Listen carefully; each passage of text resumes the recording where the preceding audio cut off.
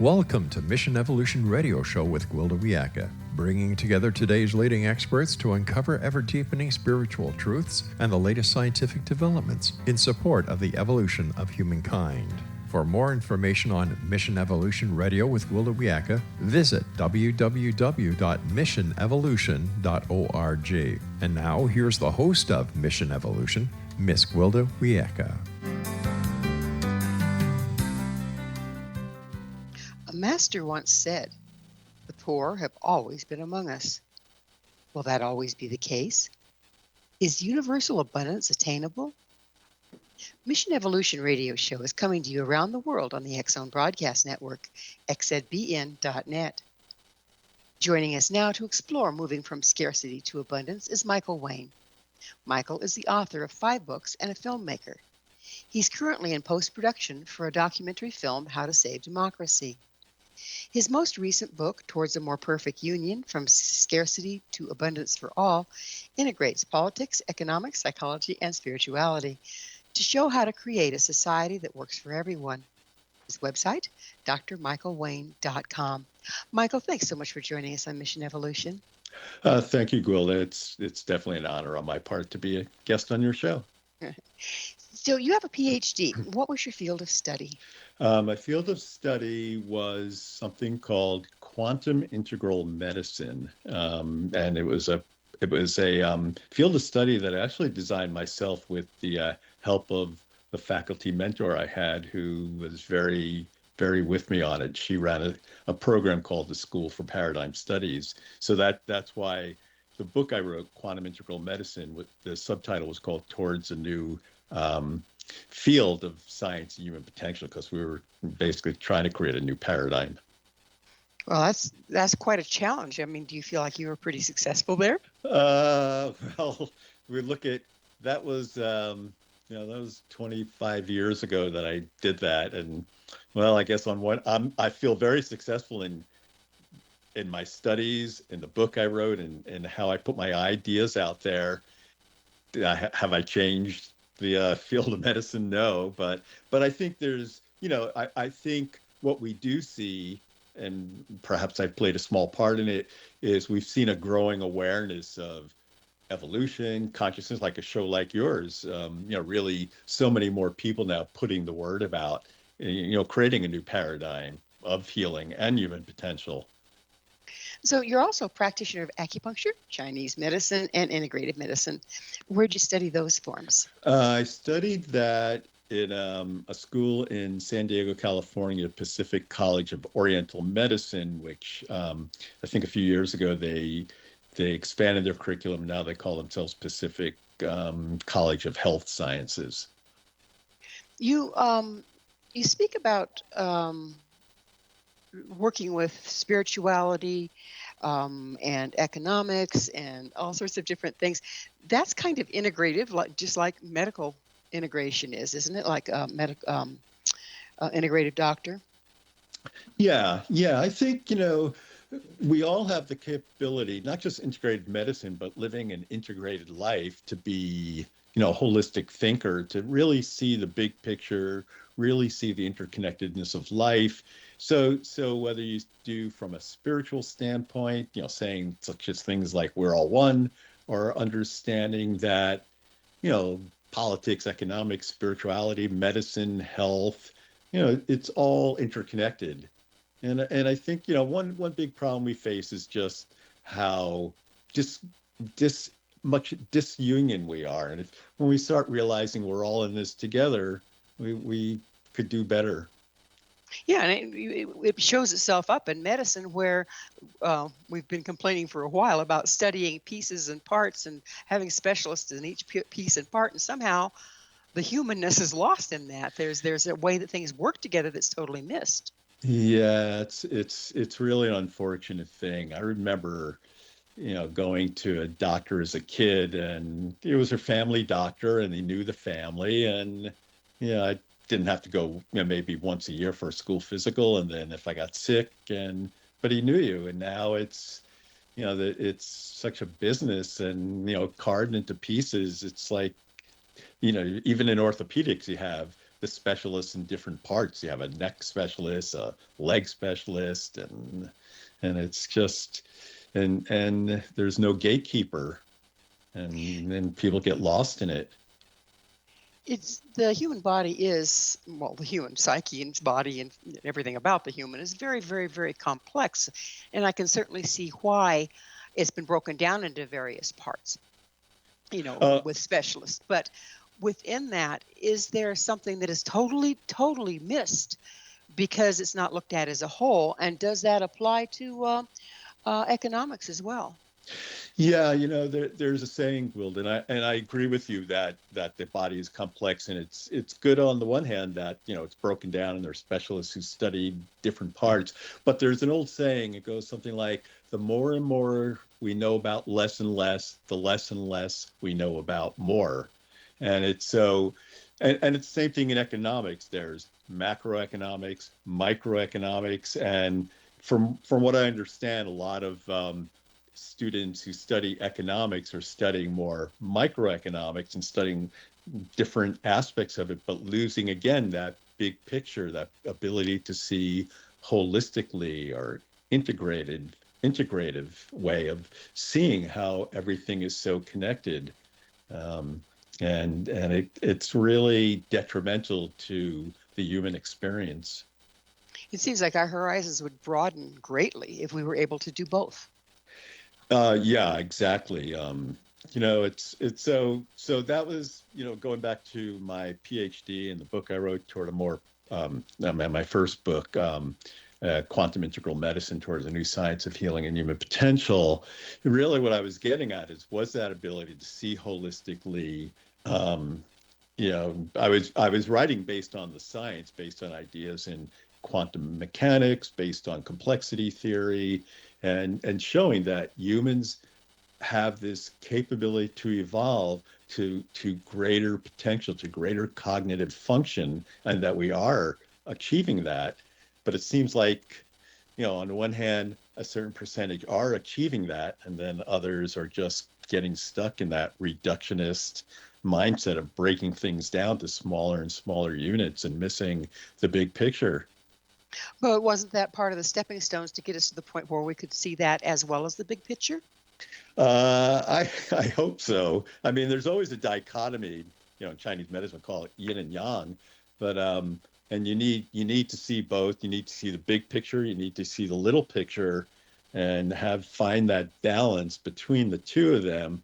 But I'm concerned in some hand how it's just so much reductionism is more the the going situation in so many things, medicine, economics, and human potential, and just how we live our lives. It's kind of the foundation, is it not, that we've built the status quo on? Yeah. So then it begs the question: is this just deep embedded in human psychology? And I think that goes again to like conscious evolution. I think in human psychology, or our brain physiology at the lowest levels of the brain's anatomy is the brainstem, the reptilian brain, where it's just they're all about survival, and you do anything you can to survive. And then as we achieved higher brain function, we got to the limbic brain and the limbic system and emotions. And then the highest potential of the brain is the neocortex, that ability to see cognitively, and then at higher functions of the neocortex, see holistically and see really, really insightful type of thinking. So basically, our brains are evolving. Is that what you're saying? Yeah, I mean that's evolution has shown from earliest humans and even before humans the brain structure and what they were capable of thinking and doing to the evolution, including language, the use of tools, and to the 20th and 21st century, and everything that's been created technologically. It's sometimes it's mind-blowing, and you wonder sometimes, has technology gone so fast so far that we're still like running to catch up to it? A lot Well, of yeah, sorry. I can certainly see that. I mean, I feel like I'm running to catch up with it all the time. Yeah, there's a number of wisdom cultures that have talked about that, technology needs a heart, needs to take into account who are we, how does this affect society, and does our wisdom need to catch up with our technology? And you wonder if that, they're not wrong in that regard. You do wonder, don't you? Yeah, As we use different parts of our brain, don't they then develop just like a muscle? yeah, that's a truism that just like the body develop a muscle, and the brain, the more we exercise it and use it, the more it develops, and the more, the bigger we can think. Um, If that's the case, then are we just in the process of exercising the part of our brain that can conceive of the whole picture? yeah, that's the hope. I mean, Zen calls it big mind. It's, that ability to see in a big way. There was a philosopher, Jean Gebser, a Swiss philosopher, who called it a-perspectival thinking, that ability to see almost 360-degree thinking at large perspectives. So there are different terms for this kind of way of that ability to see the big picture, basically, to understand how do my actions affect others and the interconnectedness of it all. Um, you mentioned the film I'm making, or I'm just about done, How to Save Democracy. One of the people I wanted to interview in the film, and I did, was a woman who's in an American indigenous descent. She's a member of the Iroquois Confederacy, or Haudenosaunee Confederacy, as the indigenous people call it. She's also a lawyer and historian and a professor of indigenous law at Syracuse University. And why I wanted to interview her was that the Haudenosaunee Constitution was the basis for the U.S. Constitution. Well, And we're going to have to leave a cliffhanger and pick up on the other side of okay, the station, sure, Craig. sure. Michael and I will return very shortly, so don't go away. This is Mission Evolution, www.missionevolution.org. One people, one nation, searching through the night. One people, one nation, searching for the light. One people, one nation, coming from the stars. One people, one nation, to heal this earth of ours. Our gracious Mother Earth, our Father in the sky.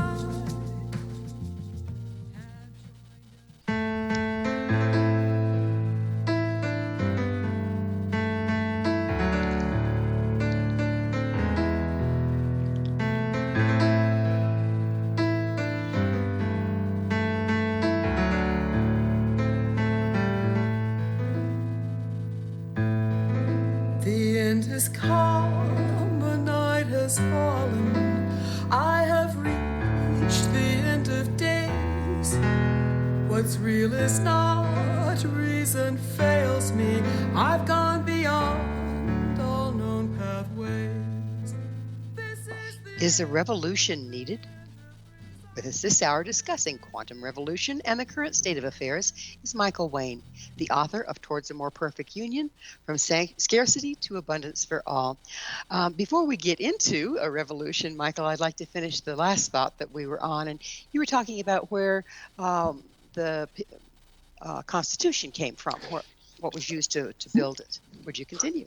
Oh, sure. Thank you, Gwilda. Yeah, so the U.S. Constitution, as this person I interviewed in my film, my current upcoming film, How to Save Democracy, talked about, the U.S. Constitution was based on the Iroquois, or Haudenosaunee people's constitution. And and the reason I'm bringing it up is because their constitution, as this interview subject talked about, was based on all people are taken care of, all that that all people are part of one clan, even if they're not blood related, and that all actions are thought of, how do these actions affect up to 7 generations down the road. And so it's interesting, the U.S. Constitution missed, even though they borrowed a lot of the ideas from the Iroquois Constitution, they missed that. And it's unfortunately, they missed a very important part of it. But they were the Iroquois understood how interconnected we all are. It's huge, isn't it? It's like my my teacher told me. He was a medicine man, and he would go live with the family. If there was one sick member, he felt the whole family was sick. And if there was one sick member in society, he felt the whole society was sick. So it goes right along this same thing. And yet we're looking for an outside cause and not looking within, aren't we? Right. Yeah. That's an important point. It was a big discovery in Western medicine, the germ theory, because that did help explain a lot of diseases caused by germs and led to antibiotics and, wiping out certain diseases.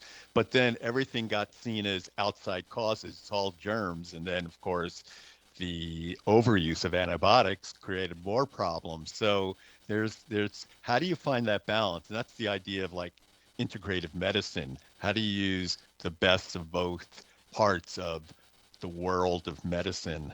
And of course, as you're talking about your teacher living, as a shaman healer, being with the family, you get to know the stresses the family's under, their diet, their lifestyle, all the things that in the old-fashioned family doctor of Western medicine, that kind of thing was also a situation.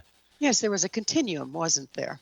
Yeah, yeah. In American society, we call that the old-fashioned, or maybe not old-fashioned, but the country doctor who was part of the community. And we've lost so much of that.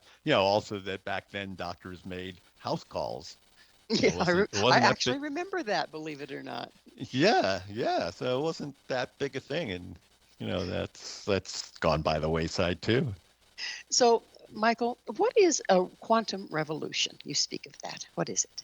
Well, that phrase came out of my book, Quantum Integral Medicine, toward a new science of healing and human potential. And really it was, I took a lot of big ideas to put in that book, but it was about how do we, but kind of using the term quantum consciousness. I mentioned big mind. In a way it was that, the quantum physics is a very big area of study, and a lot of ideas come from it, and a lot of has a lot of practical ramifications. We wouldn't have computers if not for the discoveries in quantum mechanics, but it also tells us that we have, again, we have the ability to see and think and act and behave in such a big-hearted, big-minded way.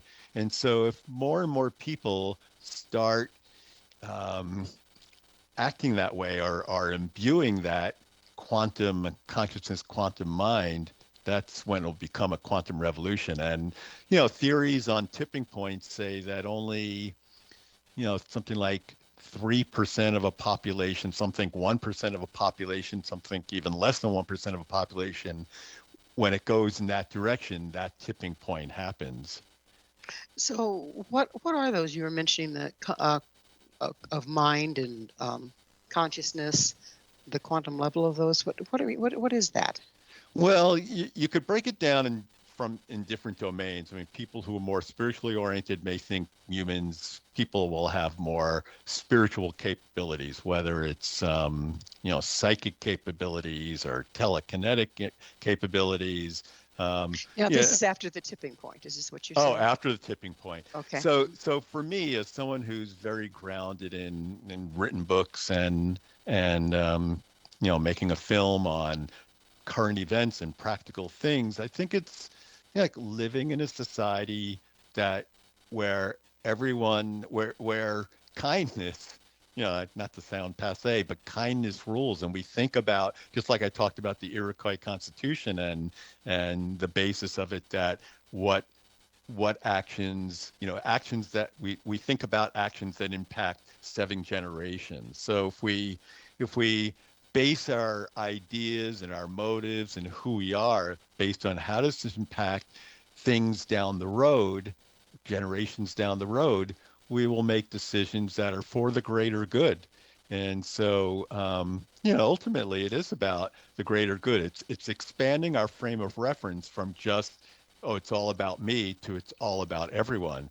Yes, we have to think about ourselves, but we want to think about other people too, and how it affects the community, how it affects our family, our community, our collective, our world. So just you keep expanding your sphere of influence until it's the biggest sphere of influence possible. And that's when you're starting to touch on, that's when more people are doing that, we reach that quantum revolution, and we again create that society that is more fair, that works for all. And we've seen this throughout history where societies reach a level that creates more fairness for more people. Well, looking around us, we have the poverty, the homeless, human suffering. Looks like we're not there yet. And Yeah, how yeah. did we end up here, and how do we move from here to there? Yeah, that's the thing. There's a saying, history repeats itself, and others say, oh, history, I forgot saying, history isn't just repeat itself, it rhymes. So yeah, the U.S. has problems, poverty and homelessness, and yet there are other democracies in the world that don't have these problems as much. One of the people I interviewed in my film is someone, a writer, journalist who lives in Finland, who is Finnish, and we talked about what's going on in Finland. She said there is no homeless problem, poverty is very little, because again, um, it's imbued into the zeitgeist of the people. We take care of everyone. We have a strong social safety net. So I think in this country we've gone astray because more selfishness has taken over, more greed, and greed is unfortunately one of the baser human instincts, and sometimes it needs to be reined in. And that's, I think, in this country, the history that has gone, the pendulum that has swung back and forth, where greed takes over, like in the Gilded Age, and then it gets a chain put, it gets limitations, restraints put on it by laws, by being shamed. Then the greed comes back, and then it gets stopped again. So you hope we as humans, and especially in America, learn the lesson, and get it right one more time and not go back again to. So, Finland is, their population as compared to, say, the U.S.? Yeah, it's definitely a much smaller country, more homogenous. But I think, yeah, so that'll be, some people will say, well, they can do it there because it's small. But I think it can be scaled up to a higher level. I think part of it is a mindset, because the Finnish woman I interviewed, she's actually has dual citizenship in the U.S. and Finland. So she said she lived in New York City for, I think, 10, 15 years. And she said, when I lived in New York, she was a writer, like middle class, lower middle class. She said, I paid the same tax rate in New York as Finland, but I had much less. But when you add it all together, I paid much more in living in New York because I had to pay for childcare and health insurance. So I think it's a mindset that we can take some of those things that the social democracies of the world, Finland, the Nordic countries, Western Europe, and other countries, um, you know, to some degree have, and if we want to adopt it here, we could find a way. We have to scale it up. Maybe it won't be a perfect model, but it probably would be a better model than the way we're going right now. It sounds like a pretty drastic change would be involved. Yeah, it would have to be some sort of gradual transition. It never works to just like break things apart and start something anew. You have to change. You have to, people, and anytime there's change, oftentimes people go kicking and screaming into the change, and then there'll be, you know, forces against it, countervailing forces. So it's, but when people see that things are good and momentum is going towards something that's good, the greater good, they get on board. Um, one of the greatest U.S. presidents, in my estimation, was Franklin Roosevelt. And after he had been in office for a few years, when he ran for re-election, things were still a problem in the 1930s with the Great Depression, but he won re-election, I believe, by the greatest margin ever of any U.S. president. He got 523 electoral votes, and his opponent got 8 electoral votes, and it was mainly because people were, even though they still were struggling, but they were happy to see, a government that worked and was working for the people. Well, now So, it's time to go into yet another station break. yeah, sure. Michael and I will be right back to continue our discussion, so stay right there. This is Mission Evolution, www.missionevolution.org. One people, one nation, coming from the stars. One people, one nation, to heal this earth of ours. Our gracious Mother Earth, our Father in the sky, have joined again in love to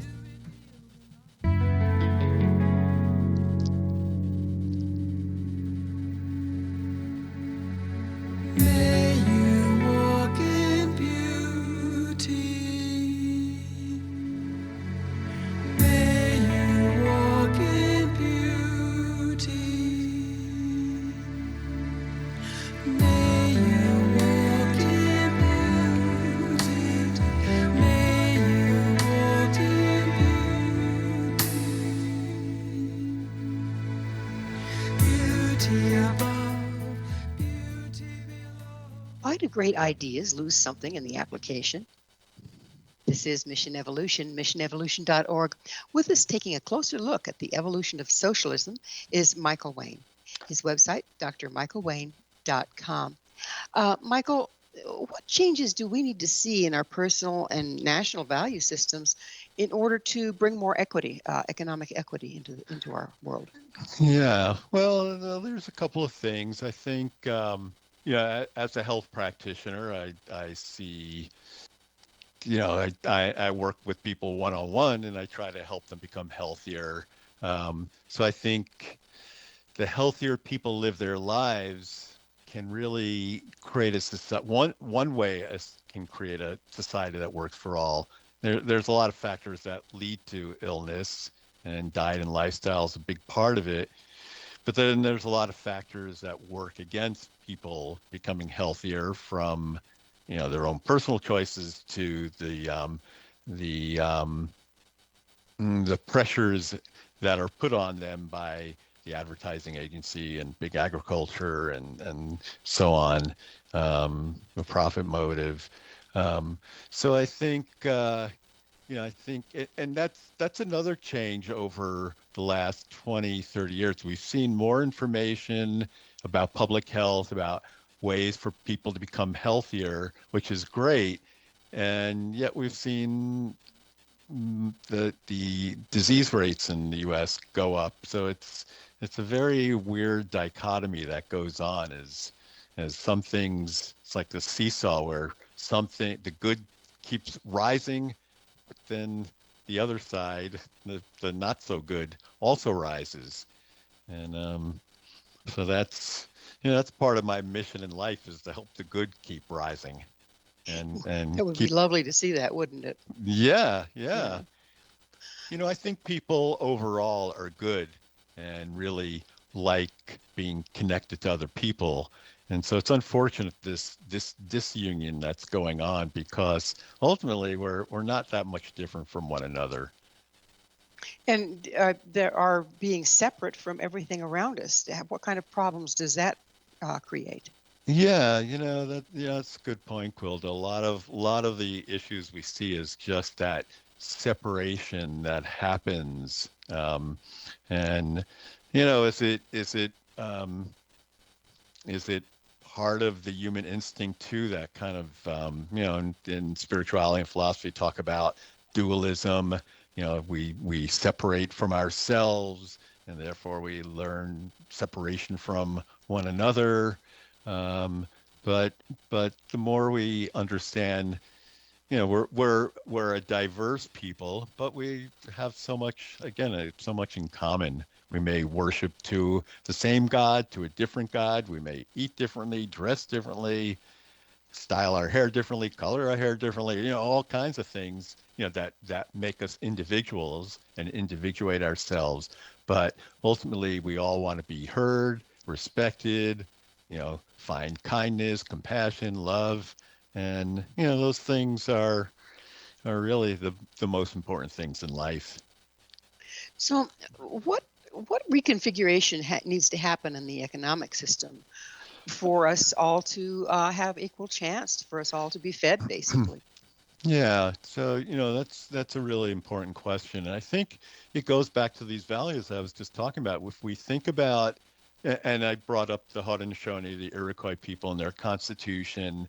If we think that all people need to be fed, all people need to be taken care of, so I guess it comes down to two things. One is, how do we legislate these ideals, and then how do we make it part of our human psychology to realize and recognize that everybody needs that these are like basic innate human values towards doing the right thing.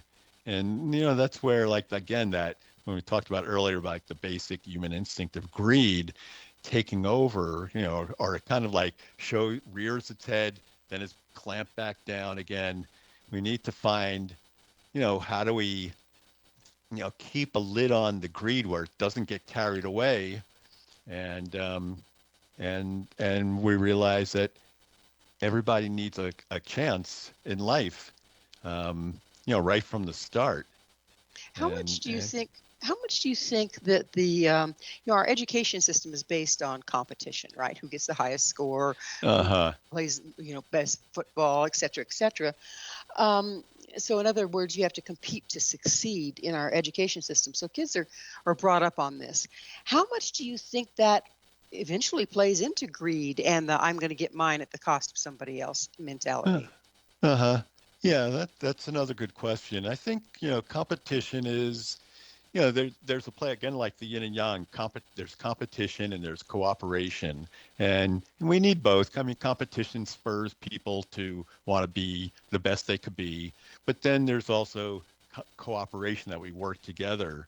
If we go back to the ideas of Charles Darwin, who is considered, you wouldn't call him the discoverer of evolution, but he was the one who really postulated it for the first time in writing a book about evolution, and created a science and laws of it.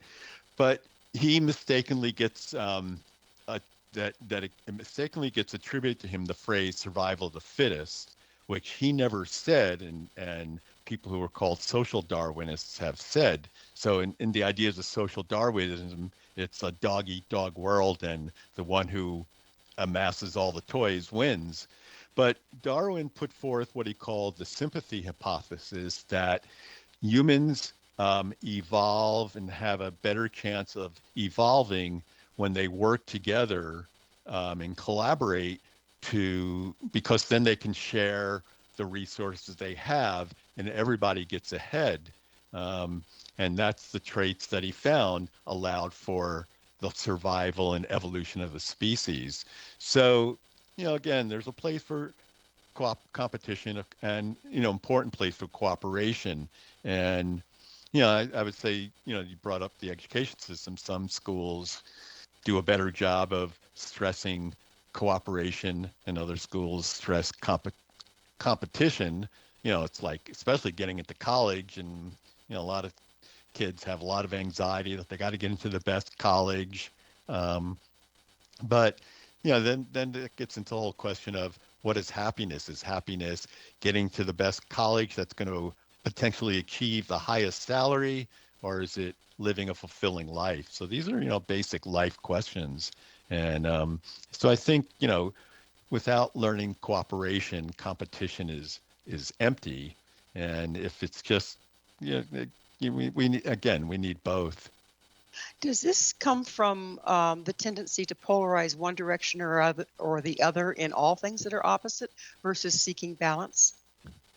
So you mean competition or just Well, or you have competition, cooperation, you have greed, you have generosity. All of these are two sides of the same coin, but it seems like there's a lot of polarization going on, which creates an imbalance. If yeah, that's yeah, how do we come out of that till we find the balance?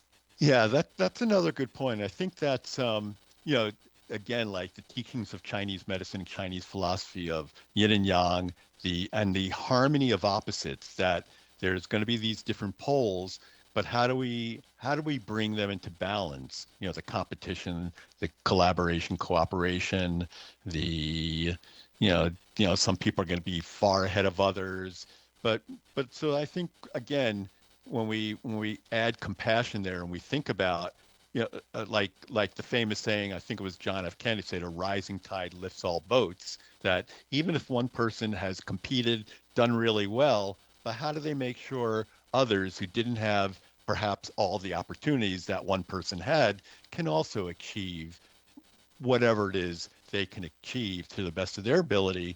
And I think that's part of creating a society that works for all, economically, and just fairness. I mean, sports is all a competition. So yeah, you want to see a winner or want to see a loser, but not all of life is sports, you know, and most of life we want to help each other work together. We speak of you speak of helping the people that are don't have the opportunities of the other person, but let's go into a polar opposite of that, or into the pole of that, and we have people that don't want to do anything and expect to be taken care of, and there's whole generations of people getting stuck on welfare, et cetera, et cetera, et cetera, because of the victim stance as well. Doesn't that have to be addressed to find balance? Yeah, I think yeah, that's a good point. I think we have to look at root causes also as to why are there problems. You know, victimization is another deeply rooted um, psychological trait deep in the survival brain, because some people in that survival instinct will attack and other people will run away and be afraid and be a victim. But I think there's a lot of root causes why so many people are in that place of needing assistance, and I think some of it are very deep systemic issues, and some of it, like you brought up the education system.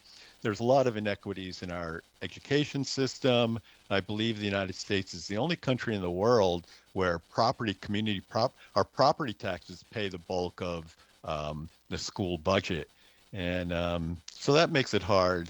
Um, I brought up the woman I interviewed in Finland. Finland has the number one rated education system in the world, and we talked about that when I interviewed her. And one, they don't use property taxes as the main way of funding schools, and also she said they make the schooling education system very egalitarian. There's no private schools. There's no program for those who are accelerated. So they want to make sure everybody has an equal opportunity.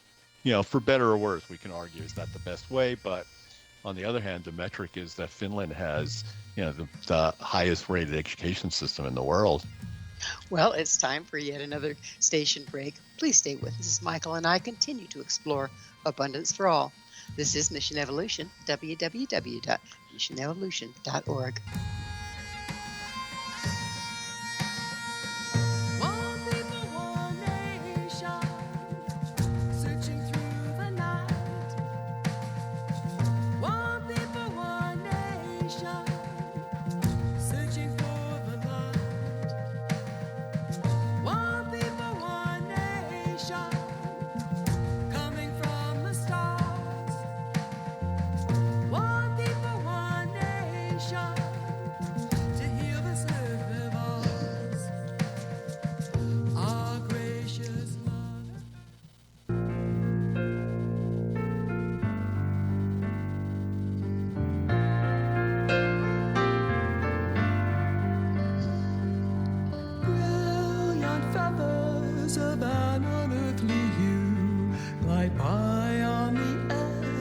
his dream.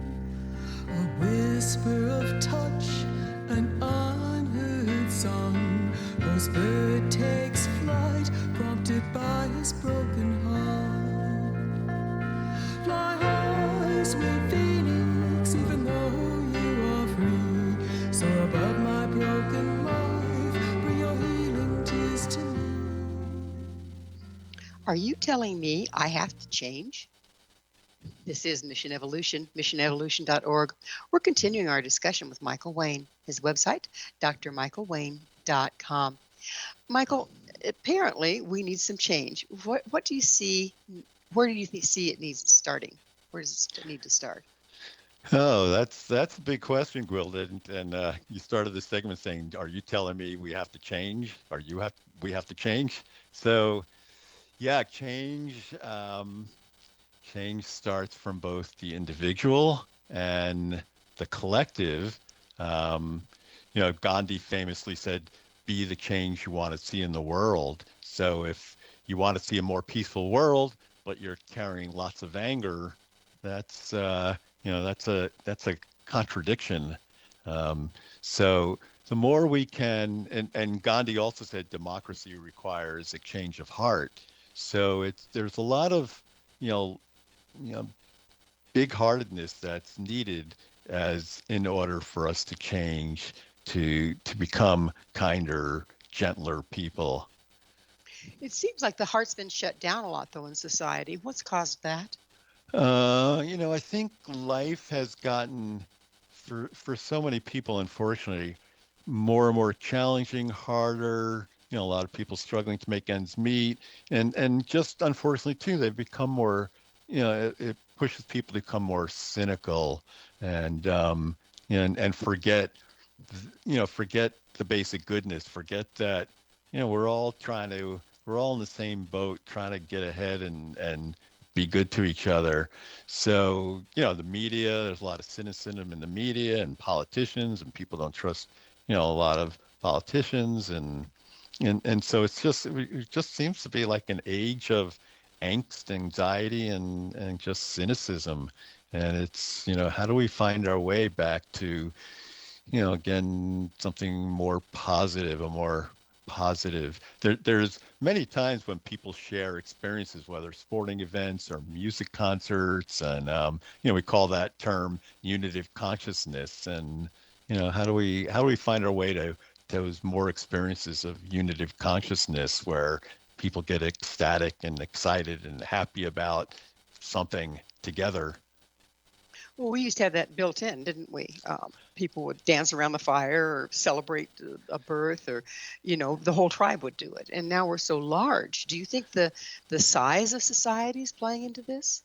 Um, that's a good question. I personally don't think it's the size of society as much as just, the things that are more tearing it apart. Just like we talked earlier, how the human body by Western medicine has been, torn, I don't know, torn, but broken down into various parts. And I brought up the concept of reductionism, which is, understanding that things get broken down into smaller and smaller parts, in medicine especially, then you could find the one pill, the one solution. So it seems like we're just, things get broken down into more and more parts, and you lose the big picture, and we lose that sense of how connected we are to one another. It seems like that you hear money's the root of all evil, but isn't there a uncanny focus on money in our society? And what do you think are the results of that? Yeah, money's been around a long time, and supposedly, the saying that money is the root of all evil. And then it was, some people said, oh, is the real phrase is the love of money is the root of all evil. So I don't know which one is the full truism, but there's an interesting historical aspect to money. Paper money was invented around the year 1000 by the Chinese, and it led them to become a very prosperous and technologically advanced society. And then I think it was 300 years later, the emperor, 300 or 400 years later, maybe 300, the emperor saw that the Chinese people were so enamored with money and focused on money that they were losing their human values. And he removed paper money from circulation, and that was the end of money in China for a few hundred years. And paper money didn't come back on the scene till in Europe another 100, 200 years later. So yeah, it's that chasing of the shiny objects, the bling that can really get people, losing track of who they are. And what's important. Yeah. In fact, last night I was watching an interview with Elton John, and he was talking about how from 19 like when he first became famous, and for quite a long time he realized his whole life was being famous, and he said his values got warped. He started abusing drugs, and he became very excessive. And he said it wasn't until he you know got away from that he realized he's a human first and not just some famous celebrity. Keeping that perspective is so important. So Yeah. it's the time in the show when I get to ask you, Michael, what's your mission? What's my mission? Well, as I said earlier, I said it's helping people. I've been helping people one-on-one for my whole working professional life, and as my mission has evolved, like as we all hope we evolve, it's my desire to help people has expanded into helping the widest number of people, which has led me to write books and make films. So it's really helping people evolve into what we call this and creating a quantum revolution. And so what is a quantum revolution? Let's ask that one again. Yeah, so that's where we start seeing, acting, behaving, even loving from our highest good. And so we always think about how does our actions affect as many people as possible. So it's not just what's in it for me, but what's in it for everyone, or what's in it for my tribe, my people, my community, my geographic community, or my country, my world. So why quantum? Why how's quantum? Well, quantum, yeah. So depending on how much time we have here, quantum physics, quantum mechanics is the idea that matter starts from a wave and comes from, and the beginnings of life come from a quantum soup, a primordial soup, and then the matter is both a wave and a function, and there's infinite possibilities. And this is how our brain thinks in infinite possibilities.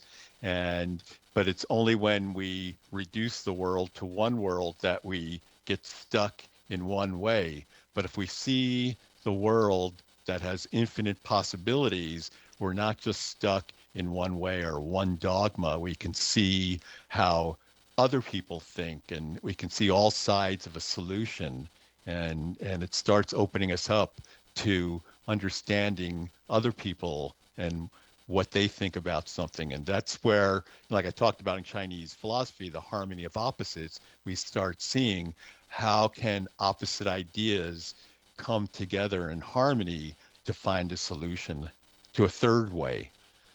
So pulling out of that polarization we were talking about earlier. Right. Yeah. Away from polarization, away from dualism to something more, unifying. Balanced. Yeah. So Michael, what's your vision for the future? Well, some might call me a starry-eyed optimist or a wild dreamer, but I think, humans are innately good, people are innately good, and if we are helped guided towards the greater good, the common good, we, not only can achieve our personal best, but we can create what's best for society. And what I believe the best for society is a society that works for all, that's fair for as many people, or at least people have the opportunity to flourish And I think human flourishing is actually the ideas of human flourishing date back from the Greek philosophers Aristotle and Plato, and continued in the European Enlightenment, and those ideas were what inspired the writers of the American Constitution, besides the Iroquois Constitution. And so human flourishing was really important ideas for the framers of the American Constitution and Declaration of Independence. And that's why Jefferson wrote, all men are created equal, and we have inalienable rights of life, liberty, and the pursuit of happiness. It's interesting how far we've gotten from that, isn't it? Yeah, but we can be, but there's a center, there's a North Star that we can go towards and that can keep guiding us towards. And that North Star would be? Well, again, human flourishing, that we all can be we all are a clan. We're all one big family, or we're all connected. And if what I do impacts someone in a not a great way, then I will think, is that the best actions for me to take? So in business, we call it positive sum or win-win. And you believe in a win-win, yes? Yeah, I think, also business talks about, instead of shareholders, stakeholders. When all stakeholders are taken into account, things go better. Well, unfortunately, Michael, we're out of time. Thank you so much for coming on the show. Oh, thank you, Gwilda. It's been a pleasure. Our guest this hour has been Michael Wayne. Michael is the author of 5 books, his latest, Towards a More Perfect Union, From Scarcity to Abundance for All. To find out more about Michael, where you can find his books and all he has to offer, visit his website, drmichaelwayne.com. This has been Mission Evolution with Gwilda Wiyaka. For more information or to enjoy past archived episodes, visit www.missionevolution.org. But please, be sure to join me right here next time as this mission continues, bringing information, resources, and support to a rapidly evolving world.